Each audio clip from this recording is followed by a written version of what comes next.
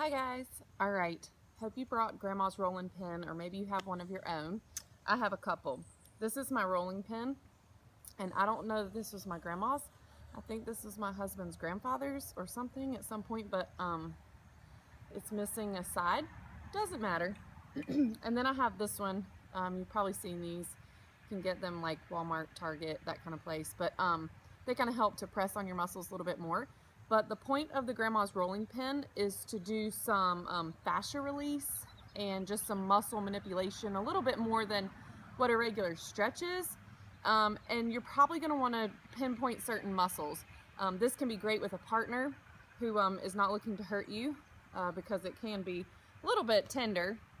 But a couple places you can do for yourself will be on the back of your calf, literally rolling that rolling pin up and down your calf.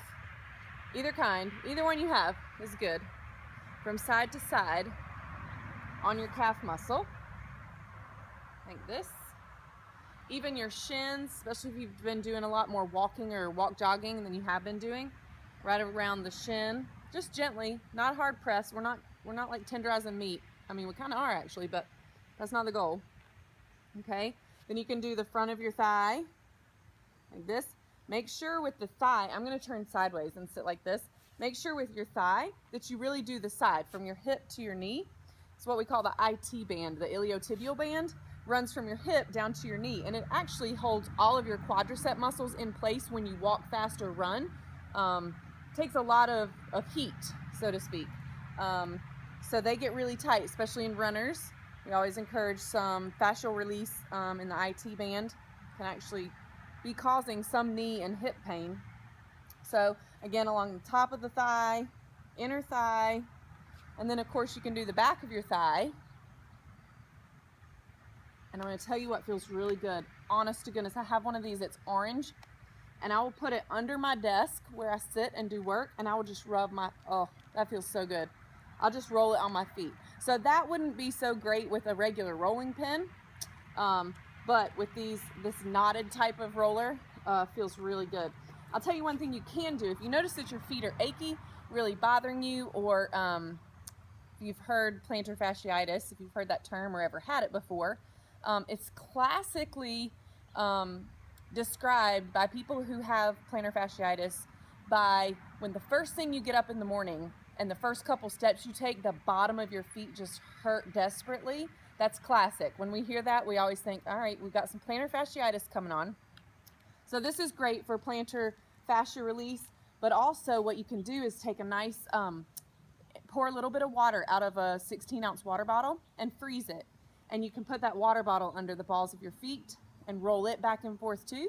If your feet are really bothering you, or if you've had a long week or a long day, or you're wearing heels a lot more, that can feel really good. But the rolling pin or the fascia balls on the bottom of your pins on the balls of your feet can feel really good too.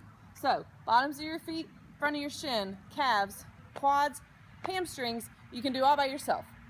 Challenge is we can't really do much of the rest by ourselves, but you could have someone with a rolling pin rolling on your back, rolling the back of your arm gently with a tricep. Maybe you have even a smaller rolling pin that can work for, but I love the rolling pin, and I love the fascia release balls as well on the rolling pin. So there's Grandma's rolling pin. When you're super sore, use that. I'm also going to show you one more technique. My clients like love and hate this all at the same time, but I'm going to try to demonstrate sitting up, and then I'm going to show you how we do it lying down. But when you do a lot of walking, jumping, things on the ball of your feet, if you've been doing the stair workouts or step ups or whatever, you probably have some tension spots in your muscles, and a great way to get rid of those is to lying on your back, cross that ankle over the knee, and you're just going to knead with your thumbs into that calf and try to find some places that feel kind of tender. And then when you find that spot, just hold it there, point and release that toe. A massage therapist, Missy Renuart, showed me this one time. She literally saved my training career. I could not get up and down off the floor. I was having such terrible back pain. And she started doing this to my calves literally in a 15-minute session. I went from looking like an 80-year-old woman to like the 40-year-old woman I probably was at the time. So point and flexing that toe. I will say, the reason my clients like this in a love-hate kind of way is that it hurts terribly when somebody else does it.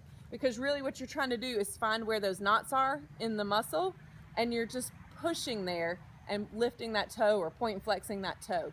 So up and down. Most of us have them in the meat of the calf here, although I find some clients tend to carry them, if you walk more on the outside of your feet, you tend to carry them more on the outside of your calf as well. So grandma's rolling pin, and maybe do some of that point release, point and flex with the muscle tension.